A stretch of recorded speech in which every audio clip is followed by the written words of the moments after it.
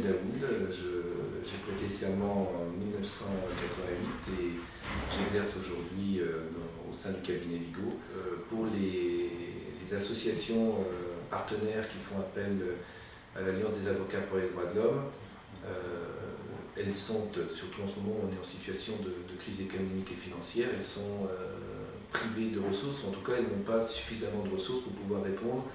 à toutes les sollicitations qui peuvent être les leurs dans le cadre de leur activité. On est dans un monde de plus en plus complexe, un monde où le droit prend de plus en plus d'importance, et avoir la possibilité de faire appel à des avocats spécialisés dans leurs diverses dominantes d'activité, c'est une chance extraordinaire que d'avoir des conseils avisés, experts, rapides, réactifs, dans des conditions de confort matériel total, puisque notre intervention est gratuite. L'affaire, moi, qui m'a particulièrement intéressé, était celle de savoir s'il y avait une réglementation particulière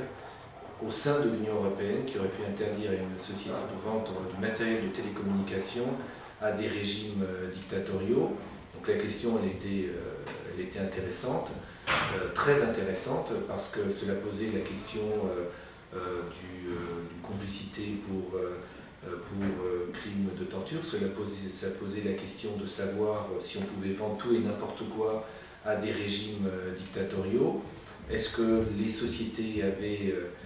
l'obligation de se renseigner? Est-ce qu'elles avaient des obligations particulières au regard d'un régime d'autorisation spécifique? Et à contrario, nous sommes arrivés à la conclusion qu'il n'y avait pas de régime juridique spécifique d'autorisation préalable s'agissant de la cession de ce type de matériel qu'on pourrait considérer comme étant du matériel sensible, et en réalité, pas d'autorisation préalable. L'avantage que l'on peut retirer de l'adhésion à une telle alliance, c'est un avantage qui est purement symbolique, au sens que ça correspond à un engagement personnel, parfois pour les cabinets un engagement collectif, et on met en application notre savoir-faire conformément à nos idéaux. Moi qui suis un associé de ce cabinet,